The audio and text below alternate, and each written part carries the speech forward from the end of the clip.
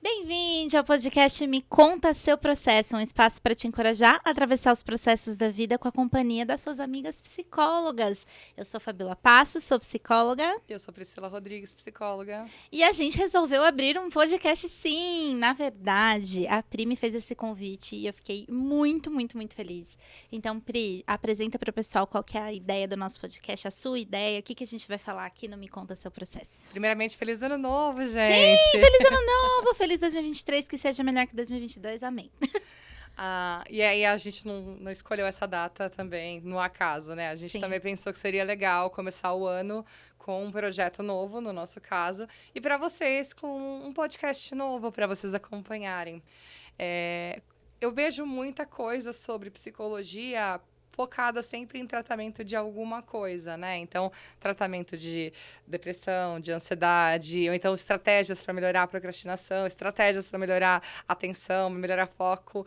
E aí eu pensei que poderia fazer um podcast de uma outra maneira, né? A gente poderia discutir psicologia, mas pensando mais em estilo de vida, em maneiras de lidar com problemas de vida mesmo, Sim. né? Assim, uma coisa mais pessoal do que algo só profissional, paciente, né? Sair um pouco dessa ideia de hospital, de tratamento, de trabalho, né? Eu acho que pensar na Fabíola foi algo que a gente já tem uma relação de amizade. Eu trabalhei com o marido dela, com o Diego, e ele já é meu amigo. Então, Fabíola ficou minha amiga nesse período, nesse processo. Fui adotada como amiga também. Foi adotada como amiga. E eu vejo que a Fabíola tem um trabalho legal, a gente se troca pacientes, né? A gente se indica.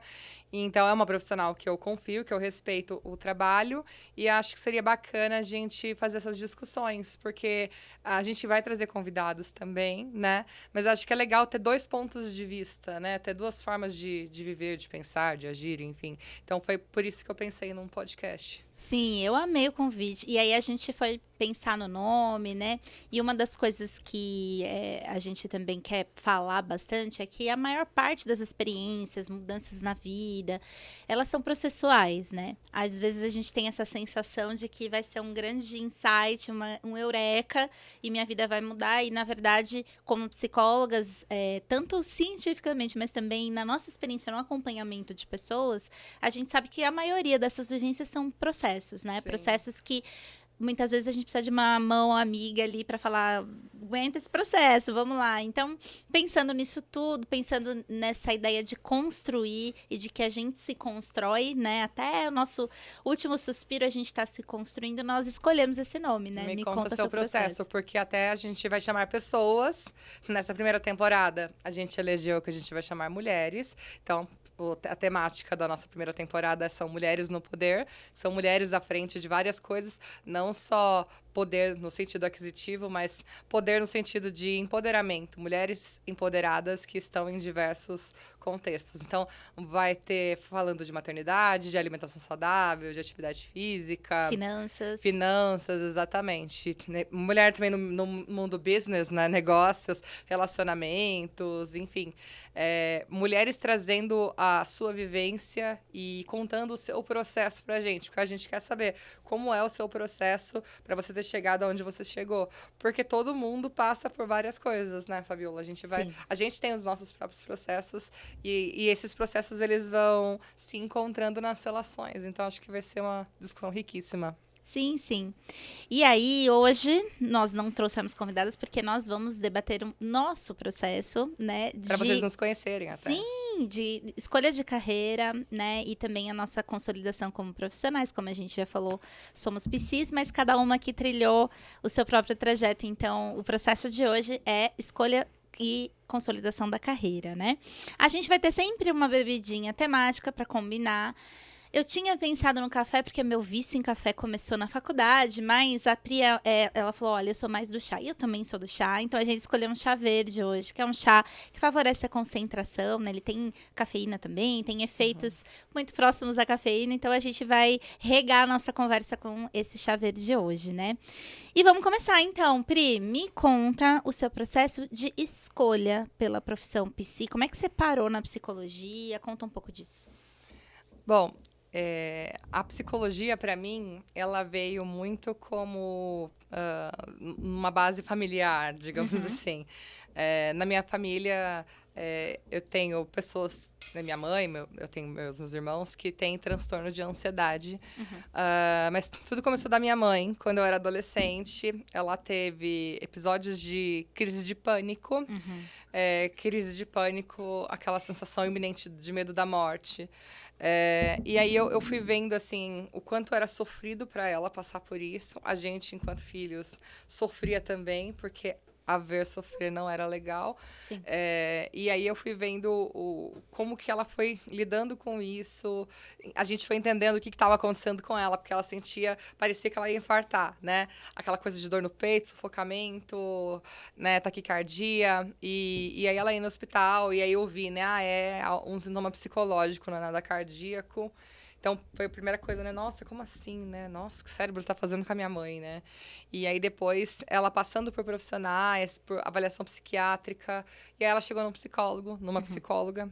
E eu fui vendo o processo dela de melhora, né? Então, eu achei isso incrível, achei super interessante. O trabalho que ela teve com a minha mãe, da onde minha mãe partiu para onde ela chegou com o auxílio dessa psicóloga. E aí, eu me interessei mais, fui estudar melhor sobre isso. Sempre fui muito nerd, sempre gostei muito de estudar. Então, fui entender um pouco melhor. Quando eu era criancinha, eu queria ser cientista.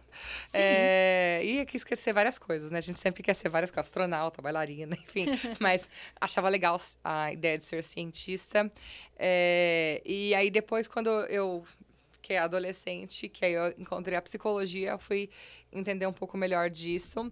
Aí a minha escola, ela fez um passeio pelas universidades, tinha meio que uma feira de profissões dentro da universidade, que era a Universidade de Mogi das Cruzes, que é onde eu estudei e dou aula hoje.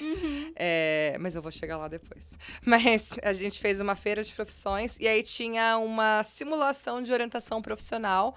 Orientação profissional é um processo de avaliação para ajudar nas escolhas de carreira, né? Em pensar em afinidades relacionadas à profissão. E aí eu fiz um testezinho simples lá, mas que apontou para a área da saúde. A psicologia foi uma pontuação também. E aí eu achei que seria tudo a ver comigo, assim, essa profissão. E foi a melhor escolha que eu fiz na minha vida. Sim. Sou muito feliz por ter escolhido a psicologia lá atrás. Sim. E me conta o seu processo de escolha profissional, Fabiola. Olha, é interessante, né, que eu acho que não é incomum que profissionais psi tenham experiências ou com pessoas muito próximas ou experiências subjetivas com sofrimentos emocionais, né? E eu fui uma adolescente muito adoecida emocionalmente. Hoje eu consigo nomear melhor, à época não sabíamos muito bem o que era, mas eu tinha sintomas ansiosos, depressivos, eu tive algumas crises dissociativas também. E meus pais não tiveram muita orientação, assim, né? Nem da escola, nem de outros setores, no sentido de, olha, procura uma ajuda específica, né? Tinha-se um encaminhamento para psiquiatria e para psicologia, né? Minha família não quis me levar na psiquiatra, né? Aquela coisa assim, hoje em dia a gente já tem uma visão diferente, mas na época assim, não, pelo amor de Deus, a minha filhinha... A filha vai tomar remédio? Nossa, não! E aí eu fui até numa psicóloga uma vez, mas eu tava tão assim ferida, e era uma psicóloga num contexto mais institucional, né? Que eu não me senti confortável, falei pra minha mãe, não quero mais. E fui superando de outras formas, né? Nunca melhorei naquela época, eu fui aprendendo a controlar o sintoma, a engavetar e tal, beleza. Fui seguindo minha vida, fui pro ensino médio, dei uma boa recuperada. E aí eu também era um pouco nerd, né? Também gostava muito de estudar, só que eu tinha uma ideia de que eu ia ser professora, porque eu sempre tive essa coisa do cuidado muito forte, assim, eu quero cuidar de pessoas, quero cuidar, e a educação parecia um bom lugar para isso. Mas eu tava muito confusa e a minha escola era muito focada em vestibular, então a gente estudava muito para fazer prova e tal, mas a gente não teve, assim, acesso a uma orientação profissional. A gente não foi, por exemplo, em feira de profissões, né? Isso é uma coisa que não rolou. tinha aquele guia do estudante, você dava uma lida. Aí eu joguei tiro pra tudo quanto é lado. Prestei biblioteconomia em um lugar, prestei história em outro, e tava convicta que ia fazer pedagogia. Só que surgiu uma prova de bolsas na época, né?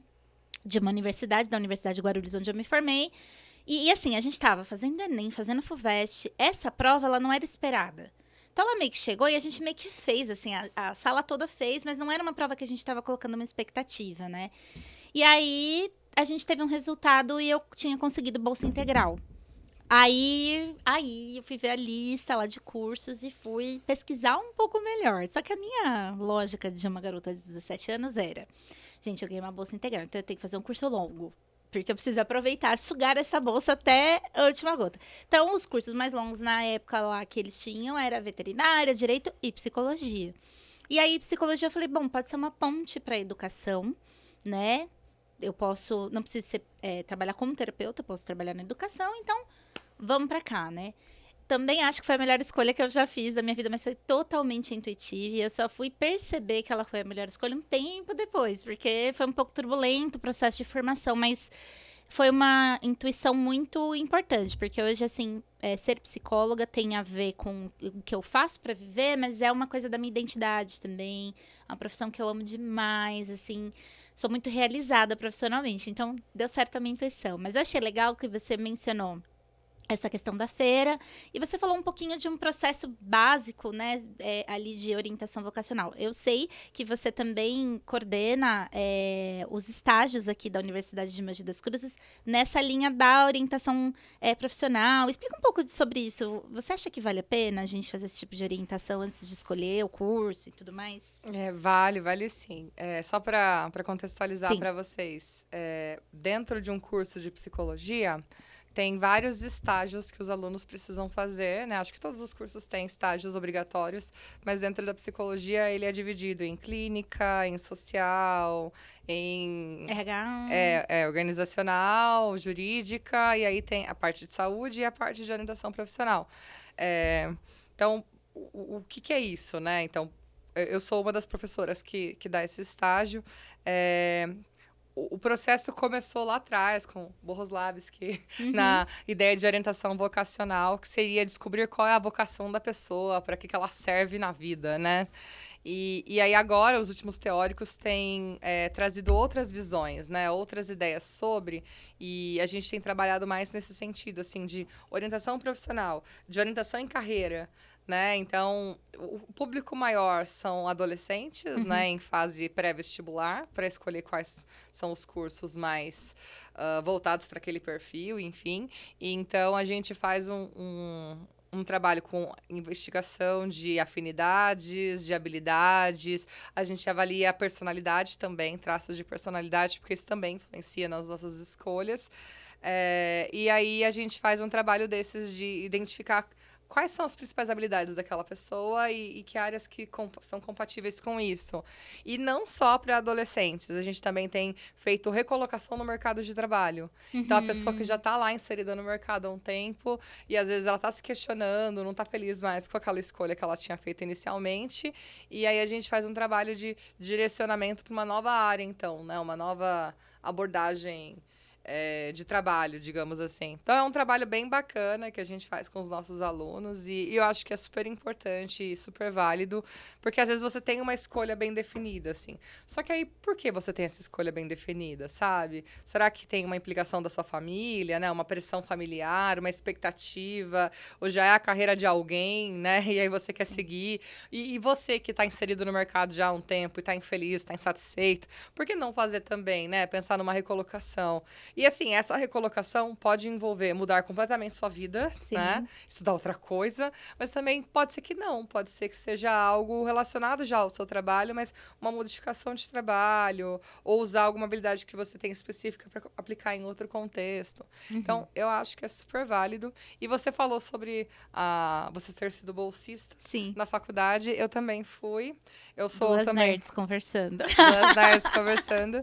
Eu também sou... Eu estudei minha vida inteira em escola pública e na época que existia o Enem, né? Assim, o Enem ele era mais uma medida de avaliação de ensino do que realmente algo que fosse envolver a escolha de carreira, escolha de profissão. Mas eu sempre gostei de prova. Sempre gostei de prova, porque eu acho que prova, ela me desafia, né? E você gosta dessa sensação. Adoro me sentir desafiada. Então, eu sempre me senti desafiada fazendo provas, então eu sempre gostei de fazer provas. E aí, um ano antes de eu estar no terceiro ano, quando eu estava no segundo ano, as pessoas faziam o Enem e não tinha nenhum efeito, né? Só de avaliação de ensino mesmo. Aí, quando eu estava no terceiro ano, eu e uma amiga fizemos o Enem. E a gente competiu, na verdade, para ver quem tinha uma nota melhor. Porque ele não tinha uma validade. Brincadeira tranquila, assim. Vamos ver quem tira a nota melhor no Enem. Numa prova, E aí, a minha ideia inicial era, como eu sabia que meus pais não tinham condições de custear uma universidade para mim e nem um cursinho, quando eu estava acho que no primeiro ano, eu até cheguei a ganhar uma bolsa de um cursinho da USP para fazer uma preparação para vestibular, só que era em São Paulo. Sim. E eu sou de Salesópolis, que é interior de São Paulo. Na época, eu morava em Salesópolis já. E aí, depois eu mudei de cidade, eu mudei em vários lugares, mas isso não vem ao caso. Mas era longe para eu ir até São Paulo para estudar, então o meu plano era, eu vou fazer o ensino médio e aí depois eu paro um ano para estudar, eu sou disciplinada, eu tenho condições de passar no vestibular depois. Mas ia ser o meu plano, né? Eu vou me preparar para isso. Só que aí eu fiz o Enem e aí tanto eu quanto essa amiga, a gente teve uma nota muito boa no Enem. E aí acho que o Haddad, na época, Sim. lançou o programa, né, do Universidade para Todos, que é o ProUni, que foi do governo Lula. E aí a gente se inscreveu e aí eu pude escolher os cursos que eu quis. E aí tinham lá várias opções. Eu coloquei a fisioterapia como um plano B, mas a psicologia como um plano A. Coloquei a psicologia em vários lugares. E aí eu consegui uma bolsa de 100% na Universidade de Mogi das Cruzes, em psicologia. Sim. Que aí foi onde eu estudei e me formei. Sim. E me conta agora, Fabiola, seu processo da graduação. Como é que foi para você estudar, fazer psicologia? Ai, gente, é uma loucura. Vocês vão perceber assim, a gente tem pontos de encontro e pontos diferentes, porque eu acho que tem uma coisa que acontece quando a gente vai para a faculdade muito novinho, né? E eu entrei na faculdade com 17 anos, né? Você já consegue acompanhar academicamente o que tá pegando, tipo, você tem noção, enfim, eu tinha preparo, eu era inteligente, né? Mas não tinha ainda uma maturidade, eu não tinha nem ainda uma noção da minha própria identidade, de quem eu era, né?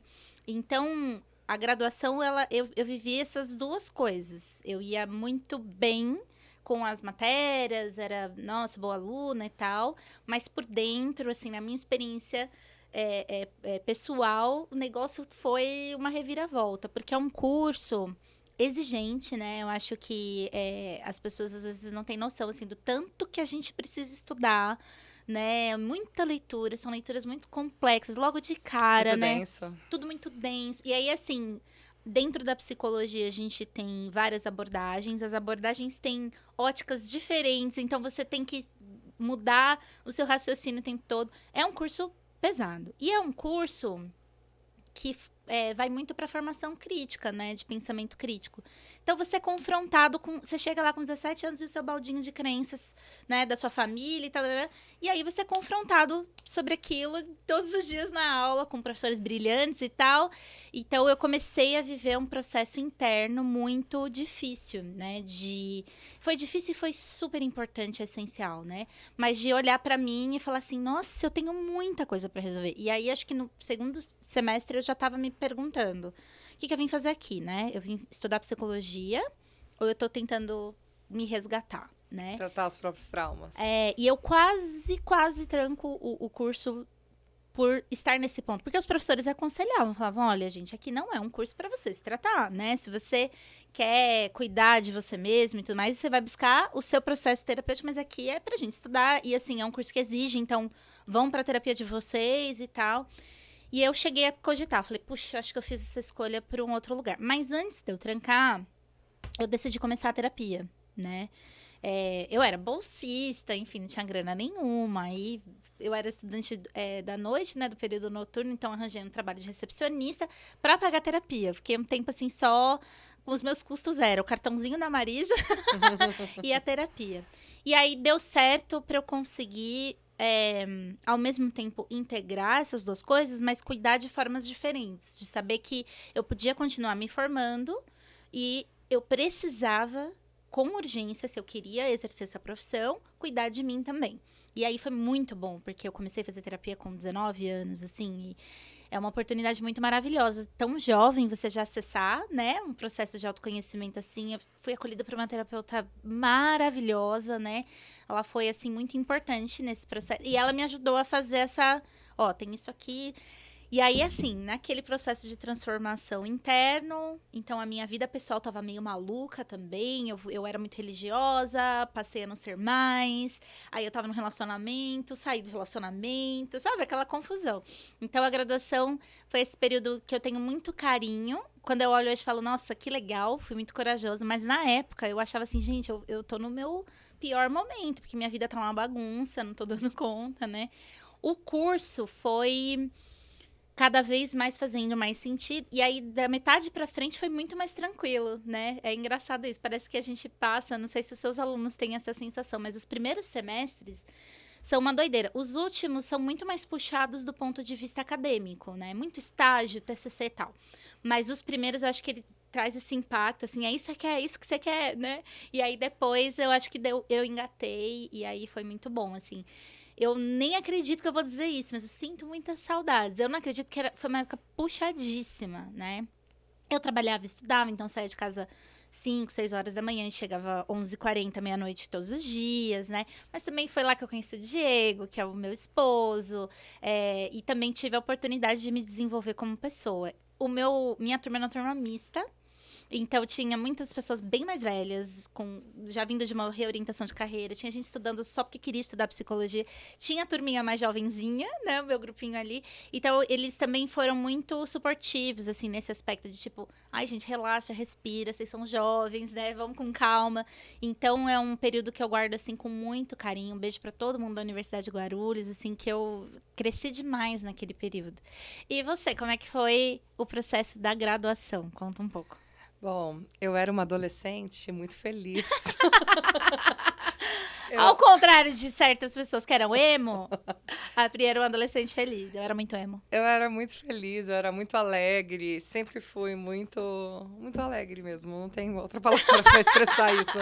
Você acha que você às vezes era chata de tão alegre? Acho que não, porque eu sou introvertida. Então, eu tenho uma bateria social. Apesar de eu ter uma boa relação com as pessoas. Sim. Mas eu tenho uma bateria social. Então, acho que eu não era efusiva demais. Eu sou efusiva, mas eu acho que não era demais, não era over, porque eu tinha isso, assim, de não querer invadir o espaço das pessoas, porque eu tinha pavor de invadirem o meu. Sim. Então, eu era muito feliz, muito alegre, e acho que era a visão que as pessoas tinham de mim, pelo menos eu acho, né? Então, quando eu entrei na faculdade, eu segui esse caminho, né? Então, eu era uma adolescente muito feliz, fui uma jovem adulta muito feliz. Então, eu falo que no período da faculdade eu era feliz e eu sabia. É claro que tem os altos e baixos, assim, mas eu vivi muito intensamente a experiência da graduação, e como eu gosto muito de estudar, então ter a oportunidade de estudar sobre coisas interessantíssimas que eu jamais imaginava pensar na escola, foi muito desafiador e foi muito interessante, foi muito legal, assim. Então, tinham materiais que a gente tinha que ler que eram chatos, que eram densos, que eram de teóricos que eu respeito, mas que eles realmente eu não compartilho dessa visão de muitos deles, de alguns deles, na verdade, né? Mas aqueles que eu compartilhava da visão, nossa, explodia a minha cabeça, sabe? Eu li aquilo e falava, que incrível, que sensacional! Exatamente, que demais! Nossa, é isso! Nossa, faz super sentido! Então, foi incrível, assim, eu adorei muito. Tiveram os percalços na graduação. Eu lembro que sofri uma desilusão amorosa, assim, numa época que eu tava tendo aula sobre psicopatologia. Pronto. E aí eu tive aula de depressão, aí naquele dia parecia que todos os sintomas da depressão eu tava, sabe? Tipo, você não dorme, você não come, você só pensa na falta. Então, teve isso, mas assim, tem um recortezinho pequeno, depois eu superei, né? Teve também o entrar no mercado de trabalho, né? Então, o meu primeiro estágio foi em organizacional, como estagiária privada, né? Não Tá. como o estágio obrigatório de universidade, mas eu fiz estágio numa agência de empregos, que ela tinha a matriz dela na República, em São Paulo, e ela tinha uma unidade aqui em Mogi e uma unidade em Guarulhos. Então, às vezes eu era emprestada para Guarulhos, e em geral eu ficava aqui em Mogi, e às vezes eu tinha que ir para São Paulo. Foi um período super difícil, porque aí eu acho que a pressão, né? Pensa uma pessoa super feliz. Então, de repente, você tem vaga para fechar, sabe? Você tem cliente enchendo o saco. Você lá brilhando os olhos, lendo, descobrindo coisas e tal. Descobrindo e o cérebro. E aí tem Aí você alguém tem lá. vagas vaga. para fechar. Seleção. Seleção, exatamente. Então, foi muito difícil. Você começou a estagiar, você estava em qual período? Eu tava no 4º semestre. Nossa, aquela loucura de estágios da faculdade e esse estágio, né? Porque geralmente a gente faz os dois, né? Não, ainda não tava em Ainda não estágio. tava? Ainda só tava na parte mais de Teórica. teórica, Aham. 4º semestre. E aí eu foquei, aí eu fui fazer o estágio, eu fui boa nisso, então fiz bem o meu papel. Mas era muito difícil, era uma pressão. Eu dormia e acordava pensando em vaga. E aí, às vezes, eu tinha que ir pra São Paulo, aí eu vinha estudando no trem. Mas aí eu saía bastante, apesar disso, né? Eu tinha uma energia e eu não dava tanto valor pro meu sono como eu dou hoje. Sim. Então eu saía bastante, mesmo estudando à noite, fazia muita coisa, eu conhecia muita gente, então arrumei emprego pra um monte de gente nesse período. Porque era bem assim, né? Tipo, o cara chegava em mim pra me conhecer, eu falava, você conhece alguém que é formado em tal coisa, em farmácia? Tô com uma vaga pra farmácia, numa indústria farmacêutica. Ou conheci outro cara, tipo, não tô trabalhando no momento. Você tem vontade de trabalhar numa loja de calçados? Era mais ou menos isso que eu fazia. Sim. Então, fiquei um tempo. Nisso, o meu gerente até queria me efetivar, me levar para uma outra unidade. Eu não quis, não tinha esse interesse, não tinha essa intenção. Então, aí fui fazer estágio num outro lugar, numa escola de cursos, que era voltado para orientação profissional. Ai, que legal. Fiz estágio. Então, as pessoas faziam cursos profissionalizantes diversos, e aí eu tinha um trabalho lá dentro de ajudar as pessoas a se preparar para o mercado, enfim. Então, foi bacana. Essa experiência já foi bem mais legal. Mas, assim, na faculdade, a coordenadora do curso, na época, é a falecida Geraldina Porto Viter, que ela era a 7ª psicóloga do país. Sim. Então, ela participou da luta para estabelecer a psicologia como profissão, sabe? Sim. Então, ela era incrível. Então, a matriz curricular do meu curso era incrível, tinha muita pesquisa. Então, eu aprendi muito, né? Então, depois, quando eu fui trabalhar na área, eu fui ver, assim, que a minha formação, ela tinha me preparado para um campo profissional que muitas faculdades, até públicas, não tinham esse preparo. Então, realmente fez um diferencial na minha vida e eu gostei muito, assim. E aí, quando eu estava nos últimos anos da faculdade, eu não sei se você sabia que área que você ia seguir, mas eu não fazia ideia de que área eu ia seguir, mas a clínica não me interessava. Ai, sempre assim. A clínica não me interessava nessa época. Eu falava, não, acho que a clínica não. E aí eu fui pesquisar, eu queria trabalhar em hospital. Então, foi o meu principal objetivo, né? Vou trabalhar em hospital. Mas como é que eu vou trabalhar nisso? E aí eu descobri que existiam programas de aprimoramento. Um programa de aprimoramento profissional é uma especialização enquadrada num formato de trabalho. Então, tem uma carga horária ou de 40 ou de 60 horas semanais. E aí você tem parte teórica e tem uma parte prática maior. E aí eu achei esse programa de aprimoramento dentro do Hospital das Clínicas. Tinham vários, mas eu fui bem louca e prestei um só. Todo mundo falava, não, você tem que prestar vários, né? Eu Pra falava, ver qual que vai rolar. Eu quero esse, eu vou prestar esse. E eu me preparei, fiquei um ano estudando. Então, o último ano da faculdade, eu fiquei ele inteiro estudando para essa prova. Sim. A gente podia escolher a área de concentração que a gente ia prestar, esse programa de aprimoramento. Então, eu escolhi a área de reabilitação, por influência de uma professora, porque a princípio eu tinha pensado em cuidados paliativos, em pacientes em estado terminal. Só que aí eu falei com uma professora de hospitalar da época, e aí ela falou, Priscila, eu acho que você é muito vida, você é muito efusiva, tem muita energia, então acho que você vai fazer mal para as pessoas que você for atender. Escolhe algo que impulsione vida. Hoje eu vejo que ela estava errada, Sim, né? sim. Que tem realmente o cuidado paliativo, na verdade, ele é outra coisa.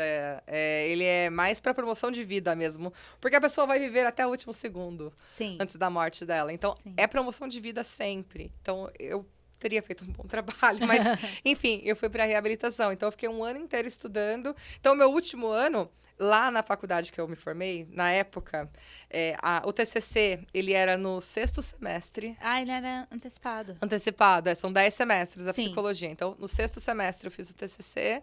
Meu TCC foi de campo, foi sobre estresse infantil. Uhum.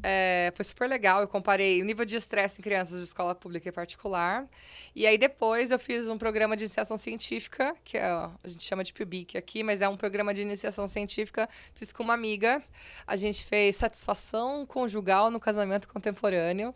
Que interessante! A gente entrevistou universitários. Aham. Então, no meu último ano, já tinha acabado a iniciação científica, já tinha acabado o TCC, tinha só os estágios obrigatórios. Não tinha aquela pressão de tá tudo acumulado. Não estava nada acumulado. Então, eu consegui conciliar bem e estudar, me preparar o ano todo para essa prova, né? Sim, sim, que legal. E aí você já teve, então, um contato com a ciência já na própria graduação, Na através da graduação. iniciação científica. Exato. E como Interessante. como foi o seu processo de entrada no mercado de trabalho?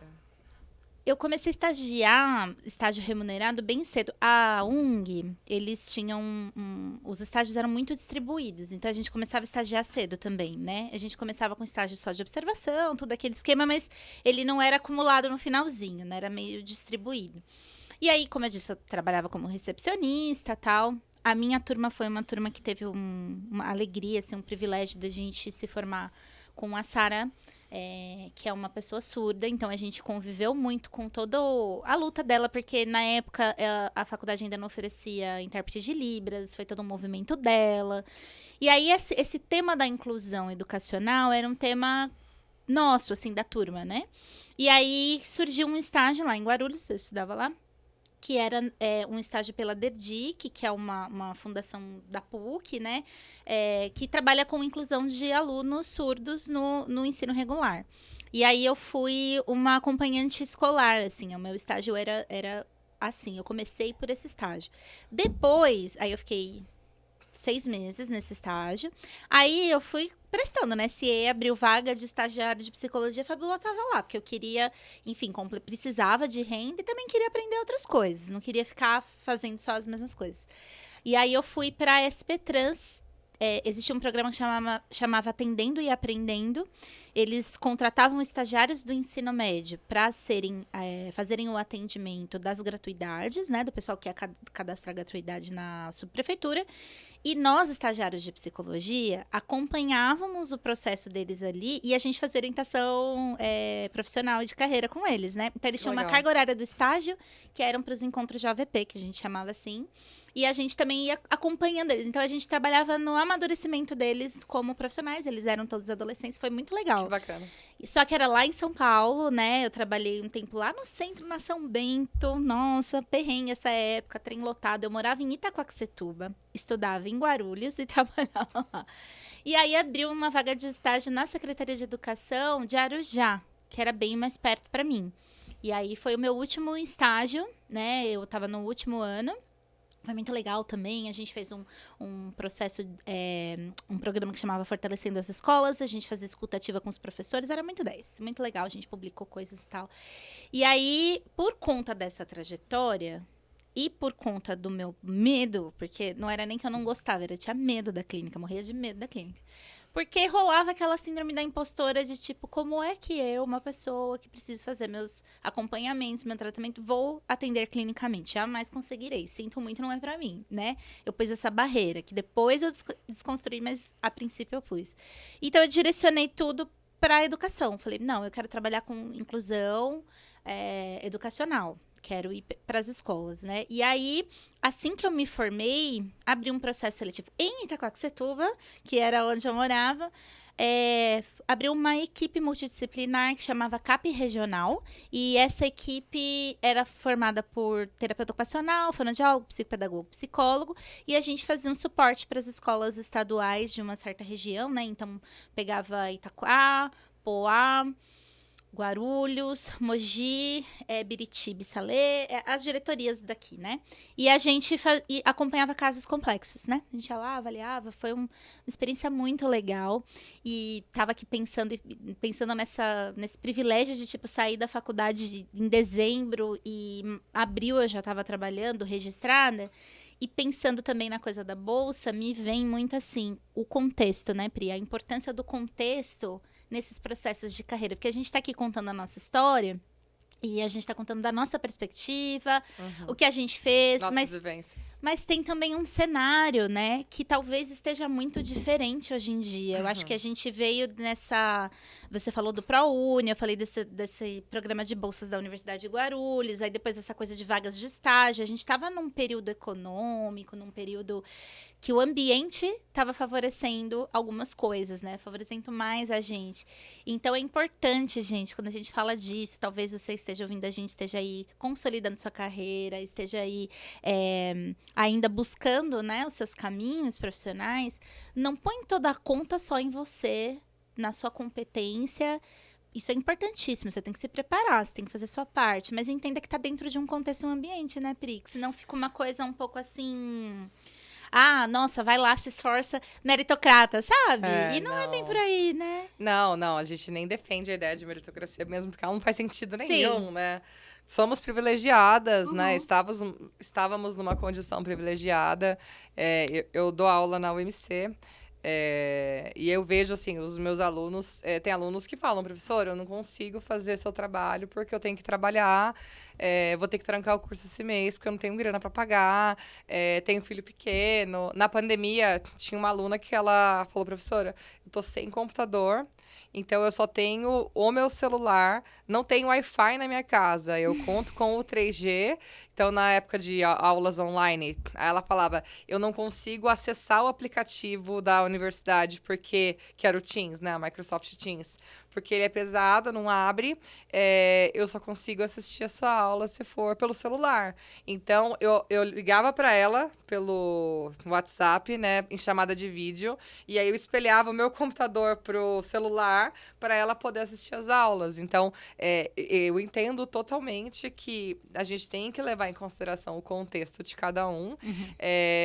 E acho, assim, que nós fomos privilegiadas, né? Até a questão da bolsa, né? A gente sabe que muita criança não consegue se dedicar para os estudos porque tem uma questão social que atrapalha também, né? E até na graduação, nem todo mundo teve a oportunidade que a gente teve, né? De entrar para o mercado de trabalho logo após se formar. Né? E assim, eu estudei 1 ano, né, para a prova que eu estudei, que eu prestei e passei do aprimoramento, mas tiveram pessoas que não sabiam, né, que não conheciam ou que não tinham tempo, ou às vezes até não tem a disciplina de estudar, e não é porque é preguiça, porque é má vontade. Não, às vezes mesmo falta recurso, falta descobrir qual é a sua melhor forma de aprender e como se posicionar para isso, né? Como adquirir disciplina para estudar. Porque a gente sabe, não faz parte da nossa sociedade o incentivo ao estudo. Né? A gente ouve muito se falar sobre é importante investir em educação, mas o trabalho é sempre o foco, né? Vamos trabalhar, vamos ganhar dinheiro, mas e o estudo é sempre negligenciado. A gente entende que o problema está na educação, mas pouco se fala sobre soluções plausíveis para isso, né? Sim. E eu acho que é importante colocar isso que quando até você estava falando da orientação profissional, como foi evoluindo, né? Como foi mudando, e que hoje a gente precisa ter esse olhar para dentro do que eu gosto, do que me interessa, quais são minhas habilidades, mas também pegar isso e contextualizar, também né? Você aplica para todo mundo. E às vezes você não vai...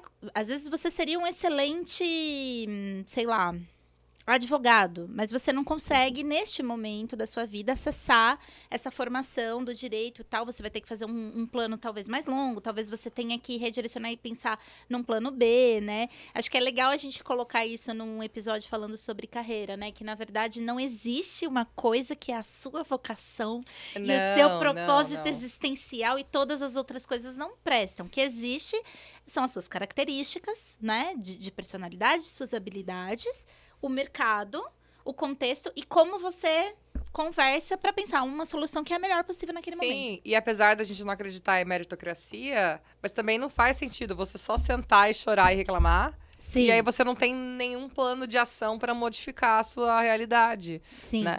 É claro que tem situações onde são bem mais complexas, né? O buraco é bem mais embaixo para que se haja uma modificação, principalmente quando tem uma questão social envolvida. Mas existe também algumas possibilidades onde a pessoa consegue pensar num plano a médio, longo prazo, onde algumas coisas possam mudar. Não estou falando que a pessoa vai ficar rica, vai ganhar o primeiro milhão antes dos 30 anos, porque eu também não fiz isso. Sim. Né? Mas para mudar a realidade, isso é possível sim, isso eu acredito que é possível. A gente é ativo, né? Nesse Sim. ambiente que nos influencia, a gente tem uma ação também ali, né? Sim. Eu acho que é legal essa perspectiva, né? Da gente não romantizar que tem, tipo, nossa, você tem um alvo, e se você não achar aquele alvo, sua vida vai ser vazia, né? Não é Sim. assim, que o trabalho não é tudo na nossa vida e etc. Mas também que, assim, eu preciso me movimentar dentro dos meus interesses. Eu gosto do exemplo do Di, que é o meu esposo, seu amigo. O Di, ele sempre quis fazer alguma coisa na área da saúde, mas ele não tinha recursos, ele não tinha como. Aí ele começou a fazer um estágio na área de tecnologia. Aí ele fez primeiro um curso na área de tecnologia que ele conseguiu acessar na época. Trabalhou um tempo para juntar uma grana, para daí ele fazer odontologia uns anos depois. Isso fez com que ele se formasse mais velho do que eu, por exemplo, na odontologia. Ele teve que redirecionar a carreira, mas foi uma forma que ele conseguiu para fazer essa passagem, né?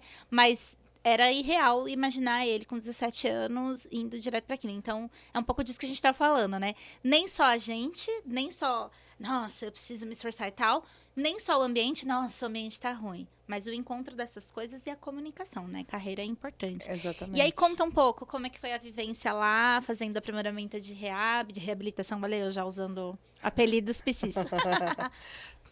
Foi incrível, assim. O olhinho dela brilha, gente. Incrível.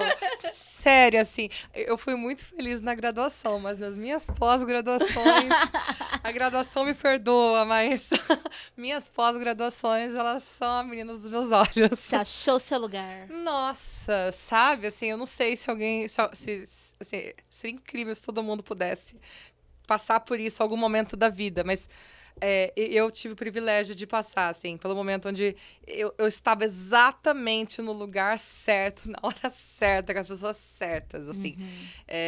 A minha, assim, ter passado no aprimoramento foi incrível, assim, foi esforçado, não foi sorte, né? Eu estudei bastante, então eu merecia passar. Sim.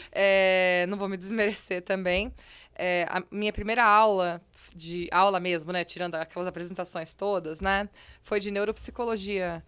Eu acho Já a primeira. nada fez tanto sentido na minha vida quanto aquela aula, assim. Tive boas aulas na graduações, ótimas aulas, ótimos professores, sou grata aos meus professores. Mas minha primeira aula com a Sandra Chevinsky de neuropsicologia foi a coisa mais incrível da vida, assim. Ela falando sobre os processos cerebrais e mostrando os exemplos dos pacientes, sabe? Falando, olha, este caso, esta condição, isso aconteceu no cérebro dessa pessoa, isso teve de impacto, a gente fez isso, a pessoa melhorou naquilo. Então foi incrível, assim, eu achei maravilhoso. Porque na graduação, a gente vê sobre o cérebro de uma maneira mais superficial, uma maneira mais biológica. Então, eu senti a falta desse link, que aí a neuropsicologia me trouxe esse link. E foi incrível, assim. Sim. A neuropsicologia é uma especialidade, né, da psicologia. Acho que é legal fazer um parênteses e explicar um pouquinho da neuro. A neuropsicologia é uma especialidade da psicologia que ela estuda as funções cerebrais, comportamento. Então, ela une o biológico com o comportamento. Então, Nada mais Priscila. O amor da minha vida. É o amor da minha vida, a neuropsicologia. Junto com o Mingau, meu bebezinho, meu gato. Sim. Mas a neuropsicologia é o amor da minha vida. Então, ali eu descobri o que eu quero fazer. Eu não tinha uma abordagem psicológica, porque, assim, quando a gente está na faculdade, na graduação, tem uma pressão, assim, de achando que todo mundo é clínico e que você Já tem que... começa aí, né? Todo mundo é clínico, todo mundo tem que escolher uma abordagem clínica de atuação. E eu não tinha uma abordagem, eu não tinha pressa para ter também, porque eu falei, não, eu vou trabalhar no hospital, o hospital vai me fazer como profissional. Tinha uma professora na faculdade que ela falava, a Vilma Magaldi, ela falava, não é a gente que escolhe a abordagem que nos escolhe. E a minha me escolheu totalmente, né, que é a terapia cognitivo-comportamental. Sim. Mas antes de eu achar a TCC, eu achei a neuro. A neuro me achou, na verdade, me acolheu, e aí a TCC fez sentido dentro daquele campo de atuação. Então, eu amei essa experiência. Aí, fiz o aprimoramento durante 1 ano, aprendi muito, atendi a gente com deficiência, pessoas com deficiências diversas, congênitas, né? Nasceu com ou adquiridas, né? AVC, traumatismo craniano, paralisia cerebral, síndromes diversas, doenças que eu nem sabia que existia, Sim. amputação. Então, eu aprendi muito. Foi muito, muito, muito legal, assim, esse trabalho que eu tive. Cresci muito como pessoa, como profissional. Atendi a SUS, né? Então, atendi pessoas nas mais diversas condições sociais possíveis, desde, sei lá, gente que tinha acabado de sair da cadeia, até gente com, sei lá, familiar preso, que passava fome, que levava marmitex e dava um bocado na boca de cada filho, porque era o único dinheiro que tinha, gente que madrugava para passar comigo. Então, aprendi muito, sabe, sobre SUS, sobre saúde pública, e sobre o atendimento humanizado, porque aí eu vejo que na faculdade, às vezes coloca uma distância, né, uma barreira, de só dá pra gente atender em condições, assim, uma sala com ar-condicionado, com balinhas na recepção, e aí eu vi que não, cara, você pode atender em qualquer lugar, em qualquer contexto. Não tô falando que você tem que sair por aí atendendo gente, Sim. atendendo pessoas, mas... E nem que se você se propõe a ser psicóloga clínica, você não precisa zelar pelo ambiente, mas dá pra fazer psicologia em todos os lugares. Tá, exatamente. A gente tem que saber o ambiente que a gente está inserido e usar isso a nosso favor. Porque eu poderia sentar e falar, não dá para atender assim por causa de XPTO. Não, dá para atender um paciente no leito, eu consigo ter uma escuta adequada para aquele momento e consigo fazer algo com isso, né? As informações que ele traz. Uhum. Então, o aprimoramento foi quanto tempo, Pri? 1 ano. 1 ano, tá. E depois? Aí depois abriu um processo seletivo no instituto que eu tava. A gente já sabe que a Pri adora uma prova. Adoro. Era prova ou era entrevista? Era... As duas coisas. Eram as duas coisas. Na verdade, era uma discussão de caso. A gente tinha que falar qual seria a nossa conduta com o paciente, com a família, com os profissionais da equipe de interconsulta. Tinha parte escrita também, que era para escrever sobre, mas a gente teve que falar, né?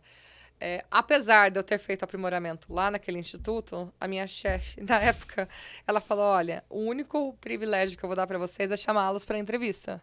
Só. O resto, vocês vão ser tratados... até mais cobrados. Exato. Ela falou, vocês vão ser até mais cobrados porque vocês fizeram aprimoramento com a gente. Então, todo mundo vai ser cobrado, todo mundo tem que mostrar que realmente sabe. E aí, na hora das apresentações, era todo mundo tipo, eu tenho 30 anos de experiência na ACD, eu tenho 25 anos de experiência no Hospital Sírio-Libanês, e eu tinha 23 anos de vida. Vivendo, respirando no planeta Terra. Não, eu já tinha 24 já, eu acho. 23, 24 anos eu tinha. Uma jovem Priscila. Aí eu falei, fui honesta, né? Falei, gente, eu sou recém-formada, depois da faculdade eu só fiz o aprimoramento, eu só tenho boa vontade de aprender, né? Eu não tenho experiência de nada. Mas eu passei no processo seletivo, fui trabalhar no instituto, foi incrível também, eu amava a minha equipe. O único lugar que eu me perdoem meus... Os outros locais. Os outros locais, amo todo mundo, mas o INREA, o Instituto de Medicina Física e Reabilitação do Hospital das Clínicas, foi o melhor lugar que eu trabalhei na minha vida. Foi o único lugar que eu achei que eu ia trabalhar até morrer, sabe? Sim. Que eu falei, nossa, eu vou aposentar nesse lugar, sabe? Sim. Porque a minha equipe era incrível, os pacientes eram incríveis, era tudo muito legal, menos minha chefe. Minha chefe não era... exposed. Eu não vou falar o nome dela, mas quem me conhece sabe. Quem me conhece sabe. Eu sofri assédio moral, foi muito difícil. Foi aí aí, né? Poxa, começo de carreira e tal. Não, foi um pouquinho depois. Foi depois. Já estava inserida. Você já. ficou quanto tempo lá? Quantos anos? Eu fiquei, acho que 5 anos no Bastante. HC todo. No HC todo, né? Porque aí eu mudei de instituto. E aí foi mais pra fase... Mais pra fase final, Tá. Acho que eu tinha uns 2 anos de trabalho lá. Eu ia mesmo te perguntar, o que aconteceu? Que você amava esse lugar e de repente... Foi aí que eu descobri que psicólogos não são fofinhos e dóceis e pacientes, que é o estereótipo de psicólogo, né? Sentimos informar. Tem gente que fala, você tem perfil de psicóloga mesmo, porque você, né, é simpática, é alegre. Não, não necessariamente. Somos pessoas antes de Sim. sermos profissionais, né? A gente não é psicólogo 100% também a todo momento. A gente é psicólogo Às só. vezes está em outras posições e pode ter outros comportamentos. Ela tinha problemas pessoais, assim, e aí ela descontava nos funcionários em alguns momentos. E aí teve um momento que foi a minha vez de descontar.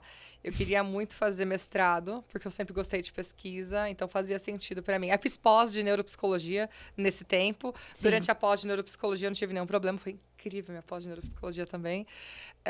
Fiz no CDN, Centro Diagnóstico Neuropsicológico da Unifesp.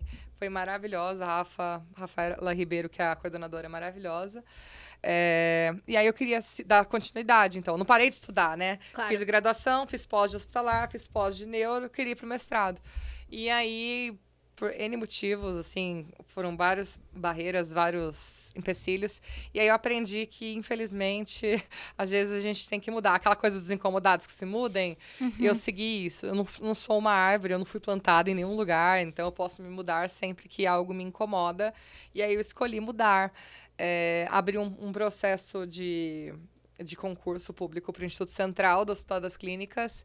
E aí eu prestei e passei. E aí eu mudei de instituto, assim, com muita dor no coração, porque eu amava aquele lugar. Muita saudade de todo mundo. Muita saudade, amo vocês. Mas precisava dessa mudança, porque ela estava com problemas e ela estava me impedindo de seguir meu sonho. E assim, eu não tinha meio que nada a perder, sabe? Né?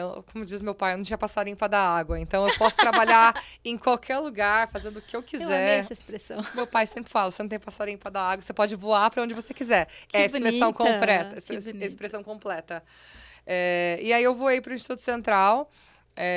E aí, eu fui muito feliz lá. Foi quando eu conheci meu grupo de pesquisa. Faço parte de um grupo de pesquisa lá no Hospital das Clínicas, que estuda traumatismo craniano, tumor cerebral, mas principalmente traumatismo craniano. Então, eu fiz um trabalho lá, que aí me fez crescer muito como profissional. E eu faço parte desse grupo até hoje. Aí eu comecei a pensar em pesquisa, meu mestrado. Teve uns outros paralelos, né? Fiz pesquisas com outras pessoas antes, mas cheguei lá, fiquei lá e estou lá até hoje. E aí eu fiz o meu mestrado lá, que avaliava a ansiedade em pessoas com traumatismo craniano. A gente usava uma técnica de estimulação magnética transcraniana para melhorar essa condição. Mas aí eu fiquei nesse período, nesse instituto, e aí apareceu uma oportunidade. Um SER, que é um centro especializado em reabilitação, ele ia abrir a partir de uma UBS na Zona Norte e precisava implantar o serviço de neuropsicologia. E aí uma amiga me chamou para entrar nessa vaga. E aí eu entrei e foi ótimo também. Aí implantei o serviço. Coincidentemente, tinha uma amiga que já era do HC, que ela também estava na vaga para formar o corpo de neuropsicólogos. Então, a gente implantou, junto com uma outra pessoa também. Colocamos a neuropsicologia para funcionar, então compramos os testes, montei os protocolos de avaliação, ensinamos a equipe o que era neuropsicologia, o que o neuropsicólogo fazia. A gente teve uma equipe multi bem legal e foi uma oportunidade bem bacana. Nesse paralelo, algumas pessoas me indicavam pacientes para a clínica, tipo, avalia um paciente para mim, faz essa reabilitação. Até então, você estava nos hospitais, né, em todas essas vagas, depois você foi para a UBS, implantou esse serviço, e aí já começou essa coisa de, você não quer avaliar isso aqui já pra antes, mim? já. Já antes? Já. Quando eu estava no INREA, eu já atendia no consultório. Porque na neuropsicologia você pode falar melhor, né? Mas, assim, existem informações que várias pessoas da saúde, inclusive psicólogos, muitas vezes precisam a partir das avaliações que um neuropsicólogo executa e tem os recursos, os testes, Sim, enfim, né? para favorecer diagnóstico diferencial. Isso. Sim, sim. Então, tinha isso.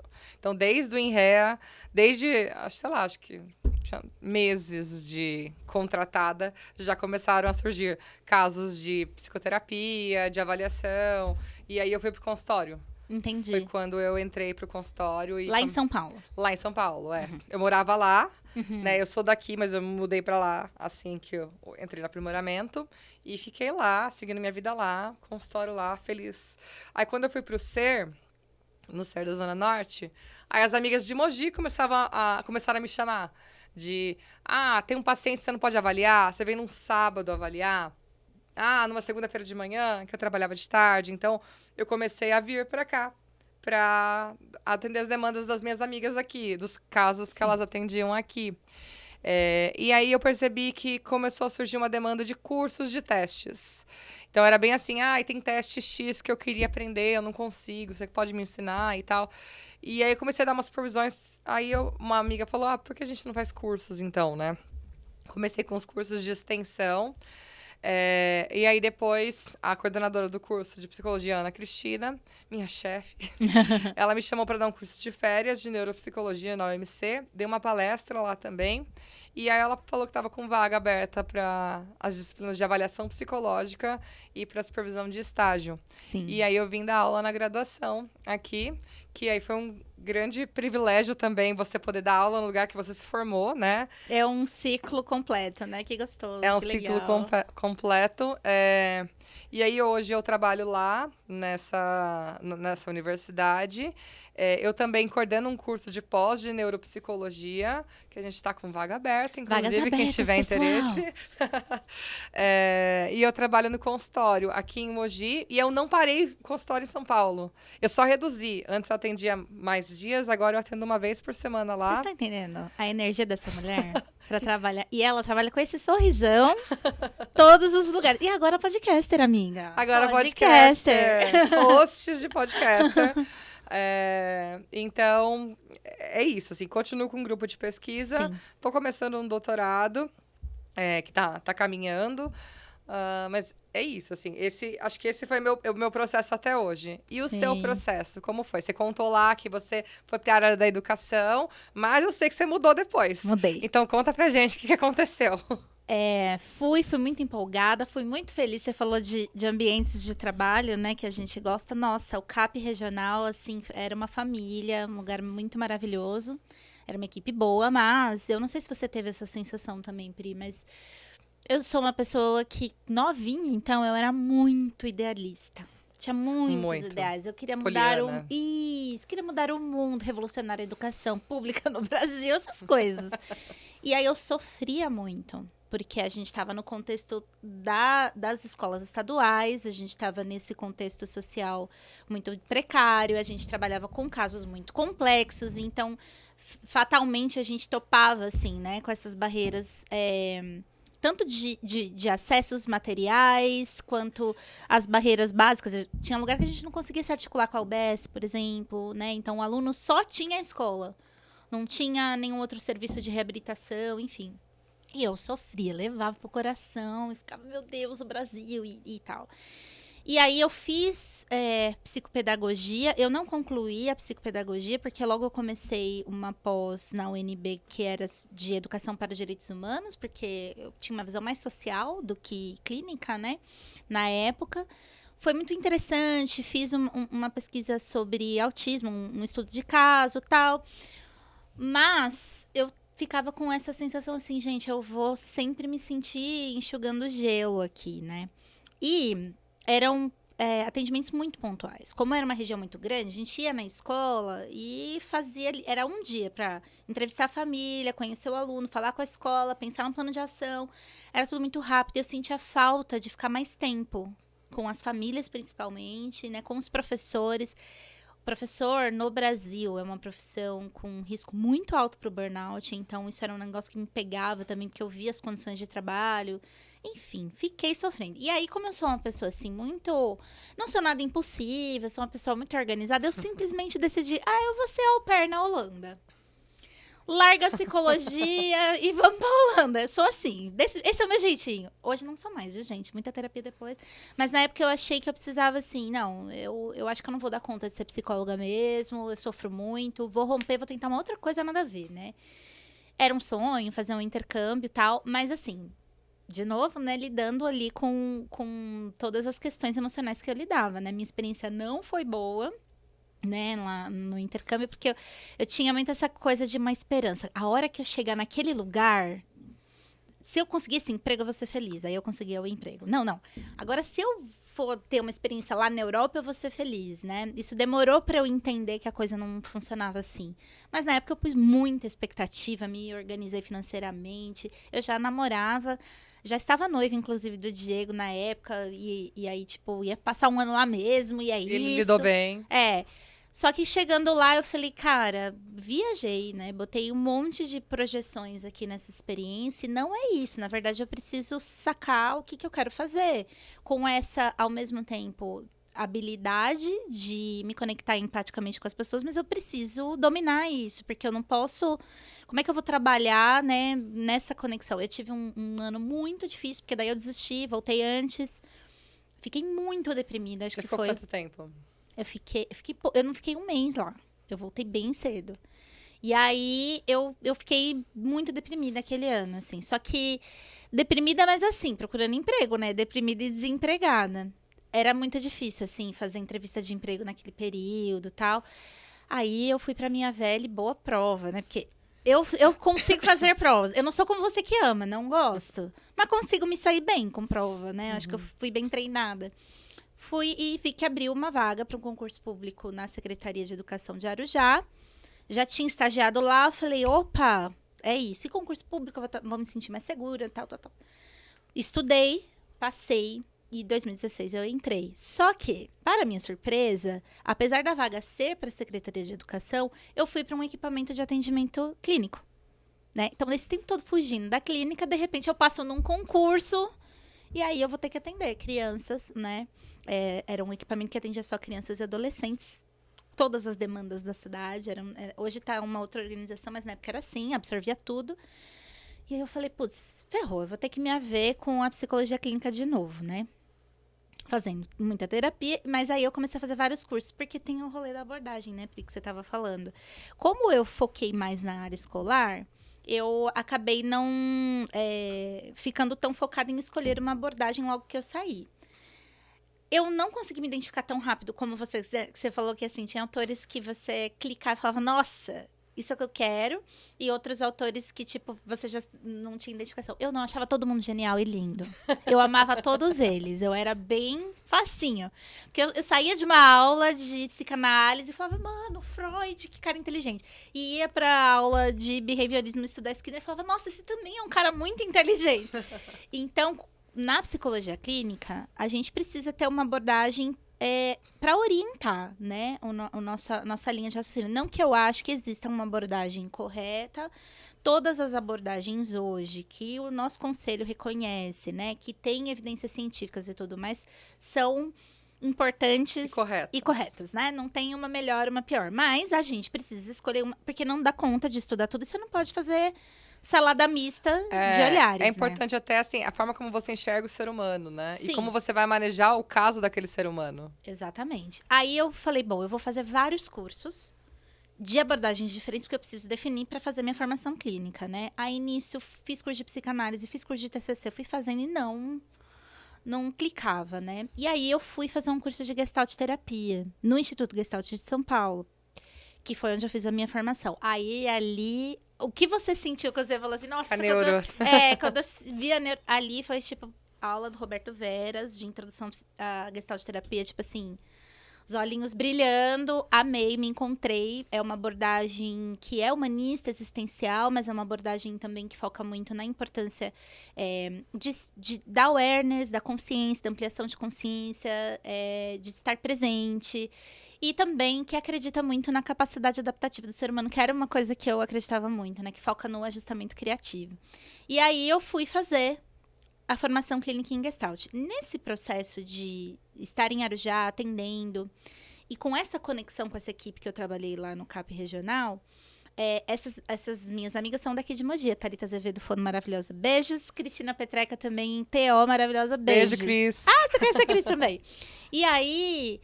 elas começaram a me convidar. Você não quer? Olha, eu quero te encaminhar um paciente. Vem cá, a gente quer, né, que você atenda em Mogi. Eu tava ainda insegura, mas eu aceitei o convite delas. E elas fizeram uma ponte, me apresentaram para Tatiana Franco, que é fono e também a gestora do Espaço Terapia e Saúde, onde eu atendo até hoje, né? E aí a Tati abriu as portas para mim, né, na TS, jovenzinha lá.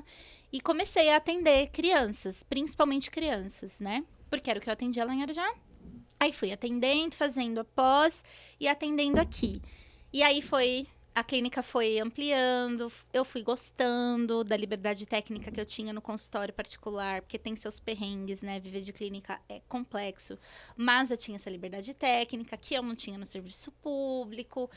E aí a coisa foi caminhando para eu me tornar psicóloga clínica, ao contrário da minha própria expectativa na época da graduação. E somos duas exoneradas de cargos públicos. Sim, nossa, esse momento foi um momento difícil de decisão, viu? Porque eu não sei você, mas eu fui de uma geração que meu pai ele falava, ó, carreira é assim.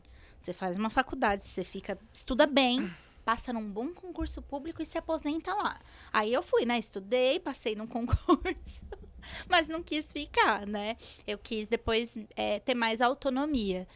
Eu não falo isso romantizando, né? De novo, psicologia clínica é muito complexo, gente. É uma decisão que você tem que tomar com bastante cuidado, porque daí você vira Você precisa administrar tudo, né? Finanças, psicólogo e finanças, né, gente? A gente tem que estudar, porque a gente não recebe isso na graduação, não tem nenhum tipo de informação, enfim. Mas hoje eu gosto de falar, estou como psicóloga clínica no Espaço Terapia Saúde, atendo também online, né? Gosto muito. E eu comecei atendendo crianças, só que eu tinha essa coisa de me conectar muito com os pais também, né? Sempre trabalhei com muita orientação parental, era a terapia da criança e orientação parental. E aí, eu fui recebendo alguns encaminhamentos das minhas colegas fono-TO de mães das crianças que elas atendiam para fazer a psicoterapia. E aí eu falei, cara, tudo bem, né? Eu consegui superar meus desafios para me tornar psicóloga de crianças, mas de adultos, será que eu consigo? Eu sempre tive esse rolê de síndrome de impostor, assim. E aí eu aceitei, aí eu amei. Achei, assim, muito gostoso trabalhar com adultos, né? Hoje eu atendo muito mais, eu tenho poucos pacientinhos, meus baixinhos, poucos, porque alguns começaram comigo, enfim, mantive, mas a maioria hoje das minhas consulentes são mulheres, né? E amo muito atender também adultos. Então, durante a formação da Gestalt, eu mudei, né? E passei a atender adultos. Eu passei por uma mudança também. Sim.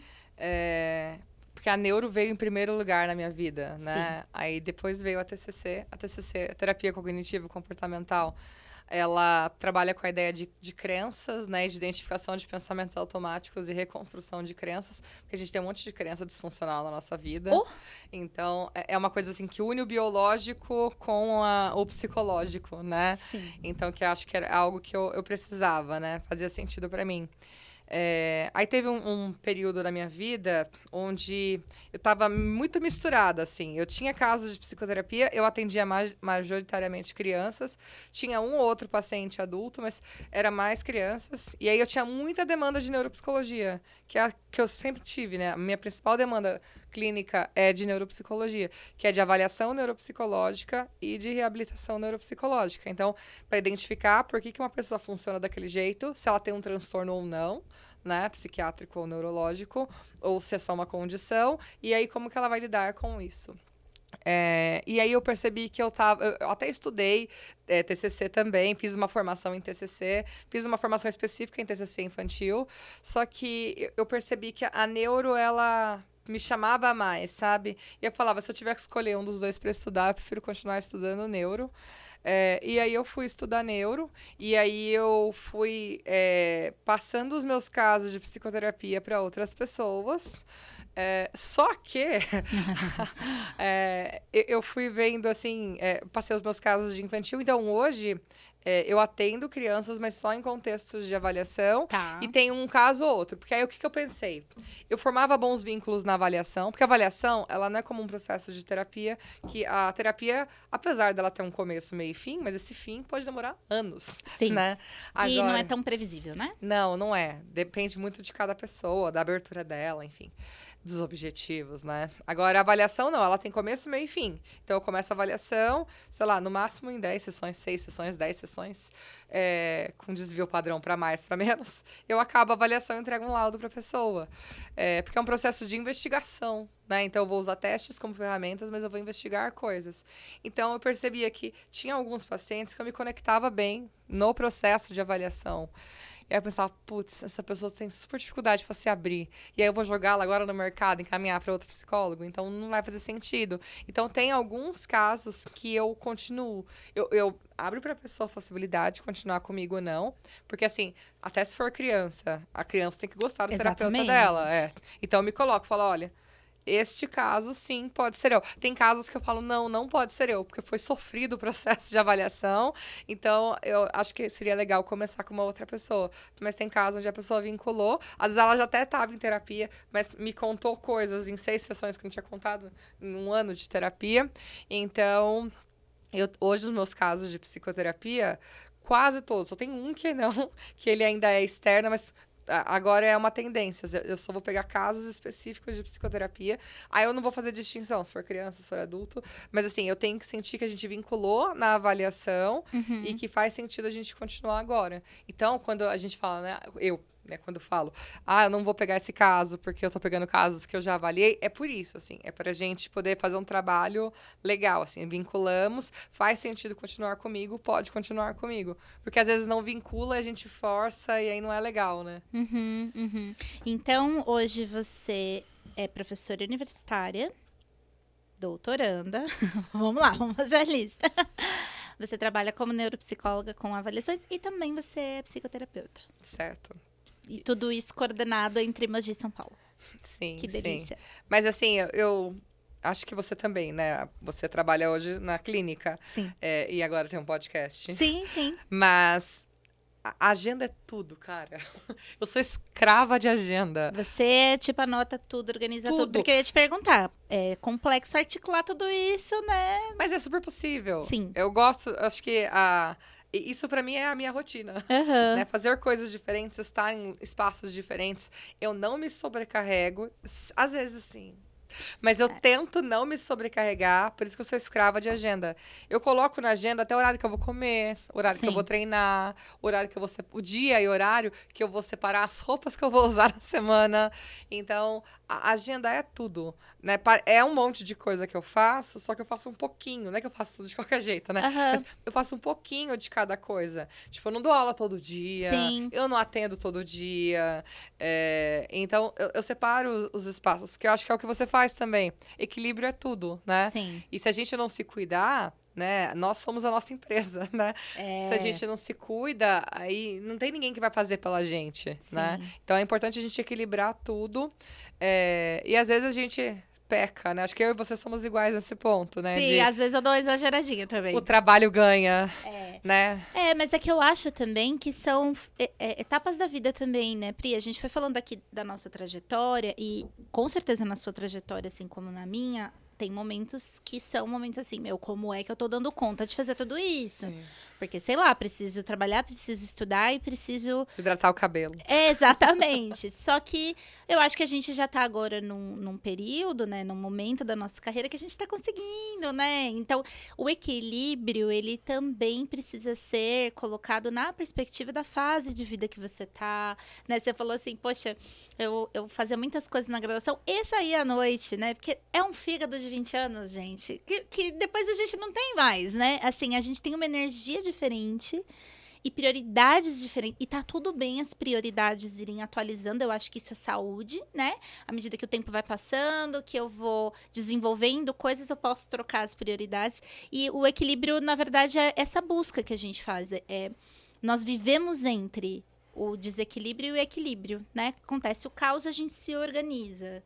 Né? Acontece o caso de novo, a gente se reorganiza. E com criatividade e atualização, aí a gente vai conseguindo fazer uma coisa sem ser eu preciso acordar às 5 da manhã e malhar. Não é isso. Quando a Pri fala que é escrava da agenda dela, é porque é a forma que você encontrou nesta fase de conseguir articular todas essas funções que você exerce. Sim, e assim, hoje eu tenho conhecimentos que com 20 anos eu não tinha. Sim. Então eu estava exposta a situações que hoje eu não faço mais, porque eu não vejo mais sentido. Tem até um fica-dica para vocês, antes da nossa dica, mas um fica-dica para vocês. Sigam a Wesley Delanogari, sigam o Andrei Maier. O Wesley, ele é um psicólogo e ele atua dentro da TCC. E ele tem um plano de assinatura que chama Reservatório de Dopamina, que é incrível, assim, muda a nossa vida, sabe? Eu vejo gente jovem no reservatório de dopamina, tenho alunos que seguem o Wesley e que entraram no reservatório de dopamina, que eles já têm mudado perspectivas, né? Por exemplo, a ideia de que nós não somos seres noturnos, né? Nós temos que dormir direito, a gente tem que comer direito, a gente tem que se exercitar, porque é saudável apenas, sabe? Não é porque eu quero ter o corpo da Graciane Barbosa. Sim, né? E tudo bem também se você quiser, né? Mas Sim. não é esse o objetivo. Não é. E assim, é claro que seria hipocrisia da minha parte, né? Falar que é errado sair à noite, beber e tudo mais. Não é nada errado. Você descobre o que faz sentido pra sua vida. Mas se priorizar, né? Se cuidar. Eu vejo que quando a gente é jovem, né? A gente é jovenzinho, né? Com o córtex pré-frontal não formado, que o nosso córtex pré-frontal, ele termina de se formar por volta dos 25 anos. 25, turma. 25. Então, até lá, você faz coisas que você não se orgulha, você toma decisões que são ruins, porque você não tem noção de causa e consequência. Não tem flexibilidade, é mais teimoso. Então, a gente tende a melhorar depois nesse ponto. Mas, principalmente, a gente às vezes se sujeita a situações muito mais para agradar pessoas, porque o foco é se identificar como indivíduo dentro de um grupo e ser aceito por esse grupo.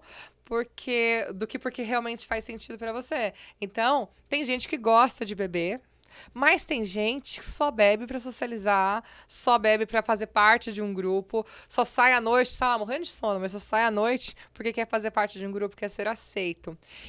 Então isso não é legal, sabe? Você tá indo contra a sua própria natureza pra agradar pessoas que dali 2, 3 anos você não vai nem lembrar quem é mais. Sim. Né? Então, eu acho que é algo para se pensar, assim. Acho que como a Fabiola falou, tudo é equilíbrio na vida, né? Eu acho que eu fui muito inconsequente com a minha saúde, negligenciei minha saúde por um bom tempo, principalmente em questão do sono, porque eu achava que eu era noturna, e depois eu descobri que noturnos não existem. Tava só desregulado mesmo. Tava só desregulado mesmo, exatamente. Então, é algo recente pra mim regular meu sono. E é algo recente pra mim eu me colocar na agenda. Porque antes só meus pacientes estavam na agenda. As minhas obrigações, os meus trabalhos. Então, agora eu descobri que eu preciso de espaço na minha agenda para eu poder comer, para eu poder hidratar meu cabelo. Porque eu também sou importante pra mim. Sim. Eu sou mais importante pra mim que qualquer pessoa, né? Sim. Então, é isso, assim. Acho que a gente vai amadurecendo, né? É muito legal a gente encerrando o nosso papo sobre carreira falando dessa perspectiva, né? É claro que a gente está aqui para falar dessa caminhada, mas o trabalho e o que você faz para trabalhar, o que faz para ganhar grana, enfim, ele é um elemento da sua existência. Ele não pode ser o dominador. Eu vim de uma família que a crença do trabalho é um negócio assim muito forte. Demorou muito para eu conseguir começar a falar, pera, né? Primeiro que eu introjetei isso aqui não necessariamente é a minha visão, mas o trabalho é tipo assim, meu Deus, mate-se, morra. Não, trabalha enquanto eles dormem. Isso, não mantenha boas relações. Nada disso é relevante se você não tiver seu trabalho. Claro, eu vim de uma família que passou por muitas privações, né? Então, faz sentido porque que essa crença foi instalada lá, mas não faz sentido pra mim.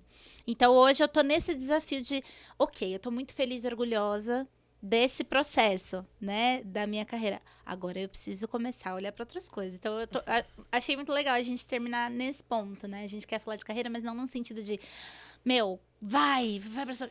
Faz, mas entenda que o trabalho, ele é um complemento desse processo todo. Ele é parte da sua vida. E eu adorei o que você falou, né? Que assim, na nossa agenda, a gente tem que estar na nossa agenda, né? Especialmente como profissionais da saúde, especialmente como psicólogos, né? A gente tem que se colocar na nossa agenda. Muito legal, adorei. Ok, gente, nós vamos fazer alguns quadros agora para esse último bloco do nosso podcast. Nós vamos ter alguns quadros. E o primeiro quadro, a gente sempre vai trazer aqui para vocês um momento polêmica. Vamos pegar aí uma fala polêmica e vamos comentar. E nós sabemos que atualmente está rolando uma discussão. Então, Pri, a polêmica de hoje é a seguinte. Você acha que curso superior vale a pena ainda hoje em dia? Bom, veja bem, é algo que vocês escutar bem, né? A gente sempre ponderando, né? Mas Acho que depende do curso, depende do que você quer. Tem cursos que são imprescindíveis. Até tem saído umas pessoas me marcaram no Instagram, não sei se te marcaram, sobre um possível projeto de lei Ai, sim. que desregulamenta a necessidade de curso superior para algumas áreas da saúde, né? Mas assim, eu espero que isso não vá para frente, que seja só balela, fake news, porque... Mas não pode ir, gente. Não pode ir. Se chegar para vocês assinarem contra, assinem, por favor. Não faz sentido Não nenhum. faz. Porque, assim, acho que o cuidado com o outro, né, ele é imprescindível que a pessoa tenha uma formação. Porque tem muita coisa envolvida, sabe? A não ser que a pessoa seja autodidata. E não dá pra gente contar que a população é autodidata, né? A maioria não é. Né? A maioria das pessoas precisa de um direcionamento, de um foco. Até uma pessoa autodidata precisa de um direcionamento e de um foco. Então, ela precisa da bagagem que só a graduação vai dar. Sim. E eu não tô falando que a graduação é perfeita, né? Que ela vai preencher todas as lacunas, né? A gente já citou aqui hoje das lacunas da psicologia, né? De coisas que a gente teve que aprender fora. Mas ela é uma formação generalista, mas que ela é fundamental para um exercício profissional. Principalmente que envolvam um cuidado com o outro. Sim. Mas tem áreas de atuação que não há necessidade de um curso superior, né? Então, a gente está vendo que as áreas tecnológicas, elas estão em alta, a carreira de influencer, né? Tem umas áreas que elas estão em alta e que não se faz necessária uma formação específica, né? Que, às vezes, cursos bem específicos, eles dão conta, né? Agora, a psicologia, né? Que você vai cuidar de pessoas, saúde mental, processo de autoconhecimento, não dá para fazer um cursinho de 20, 30 horas e achar que você é capacitado para isso, né? Sim. Então, qual é a sua opinião sobre isso, Fabiola? O famoso depende, né? Eu assino embaixo com você. Eu entendo que existem profissões novas, principalmente as profissões recém-nascidas, né? Vamos dizer assim. Que elas estão muito conectadas com criatividade e até você precisa de ferramentas, mas são ferramentas que você consegue acessar rapidamente, num curso rápido, num livro e tal. E aí eu entendo que se para você faz sentido direcionar sua carreira para uma profissão assim, realmente a graduação pode ser só, eu preciso fazer faculdade porque eu preciso fazer faculdade. E eu acho que isso não é uma obrigatoriedade, né? O que eu tô querendo dizer é que dá para trabalhar, dá para ser bem-sucedido na carreira sem um curso de graduação. Mas isso é uma exceção para algumas categorias. Para outras, segue sendo essencial. Eu acho que, por exemplo, a área da saúde, óbvio, a gente não aprende tudo na graduação, mas a área da saúde, além de ter todo esse processo, assim, é muito conhecimento acumulado que você precisa, pelo menos, visitar um pouco cada um para depois se especializar. Além disso, tem a temporalidade do amadurecimento profissional, né? Então, na psicologia, isso, por exemplo, era muito nítido, assim, quem a gente era quando a gente começou e quem a turma era 5 anos depois, porque a gente foi fazendo os estágios, amadurecendo, levando bronca de professor. E aí, quando a gente concluiu, a gente já tinha uma bagagem que a gente não ia causar um efeito extremamente negativo para um consulente que viesse até nós. Óbvio, graduação não blinda, então existem psicólogos ruins, antiéticos, que existe também. Assim como para todas as áreas. Mas aí tem um código de ética, uma profissão regulamentada, a gente tem caminhos. Quando fica tudo assim, todo mundo pode tudo, lendo um livro e fazendo um curso, a gente perde essa perspectiva da temporalidade da formação, do processo. Então, eu acho que depende muito dos caminhos profissionais que você está visualizando para você, dos acessos que você tem, mas eu bato muito na tecla assim, olha, psicoterapia é com psicólogo, né? Você quer falar com alguém sobre contabilidade? É com contador. Tipo, vamos valorizar também. E tem um outro porém, Pri, que aí é uma discussão maior, mas vou jogar a sementinha para a gente ir pensando aí. Existem muitas pessoas que estão prevendo uma crise de especialidades num futuro não muito distante, porque as novas gerações estão virando a cara para cursos mais longos e tudo mais, e estão direcionando mais para carreiras mais tecnólogas e tudo mais. E aí a gente talvez venha a ter um probleminha, né, de formação, principalmente de professores, né, eu estava lendo sobre isso. E também na área da saúde, assim, poucas pessoas se engajando nessas formações. Então, até pensando o mercado daqui a uns anos, pode valer a pena você investir na sua graduação. Mas a graduação não é perfeita, ela não garante tudo. E ela pode ser só uma experiência, você pode não aplicá-la profissionalmente também, que tá tudo bem, né? Eu acho que para a área da saúde, um grande diferencial vai ser a parte biológica. Então, eu acho Sim. que uma pessoa que é preocupada com a parte biológica hoje, com a saúde, ela tende a buscar áreas que são compatíveis com essa realidade. E na graduação, ela tem que buscar o biológico, Sim. sempre. Inclusive vocês, psicólogos. Então, vai ser um diferencial. Assim, eu acho que a psicologia ela vai continuar grande se o biológico estiver junto. Se a pessoa não tiver o biológico junto, acho que ela não vai sobreviver no mercado, sabe? Sim. Nos próximos longos anos, né? Mas eu acredito que não. Uhum. E aí, nós vamos ter também outro quadro aqui, aproveitando, né, que nós temos uma cientista na mesa, a gente vai ter Momento Ciência. A Pri sempre vai trazer algum comentário de algum artigo, alguma pesquisa interessante. E aí, Pri, qual é o nosso Momento Ciência? Me conta. Hoje, falando de carreira, né, Sim. eu vou trazer uma experiência própria de pesquisa, que é a pesquisa do meu mestrado. Então, eu falei... Ai, que chique! Falei meio por cima, né? Mas o que eu estudei no mestrado, então? Existem estratégias de intervenção que elas podem melhorar quadros específicos envolvendo tecnologia, inclusive. Então, Muito legal. a gente usou a estimulação magnética transcraniana para estimular cérebros de pessoas com traumatismo craniano. A estimulação magnética é um suporte que você coloca superficialmente, encosta só na cabeça e ele estimula o campo magnético do cérebro para promover novas conexões sinápticas, formação de neurônio, enfim. Então, essa estratégia tem sido usada para tratamento de depressão, para tratamento de transtorno de pânico, e aí a gente testou para traumatismo craniano. A gente teve um efeito mais positivo para melhora de sintomas depressivos do que ansiosos. Então, isso foi interessante de pensar, porque a ansiedade, como um transtorno, ela tem melhora com a estimulação, mas ela, como uma sequela do traumatismo craniano, não tanto. Então, a gente tem que pensar agora o porquê que isso acontece, né? Minha opinião em relação a isso... Eu vejo que a maioria dos pacientes com traumatismo craniano tem uma ansiedade patológica pós-trauma. E eu acho que isso pode ser porque a pessoa tem uma comorbidade prévia de ansiedade anterior. A ansiedade é uma reação natural. Nós temos ansiedade. Dizem estudos que só os psicopatas não têm, né? Então, nós temos ansiedade porque ela é protetiva, ela impede a gente de se jogar na frente de um carro, sabe? Ela é o freio da nossa vida, que a gente pensar em consequências. Só que quando ela está num nível exacerbado, um nível patológico, onde eu me sinto com medo de ir num mercado, ou me sinto insegura de fazer algo que eu faço todos os dias, aí a gente pode considerar que ela está no nível patológico.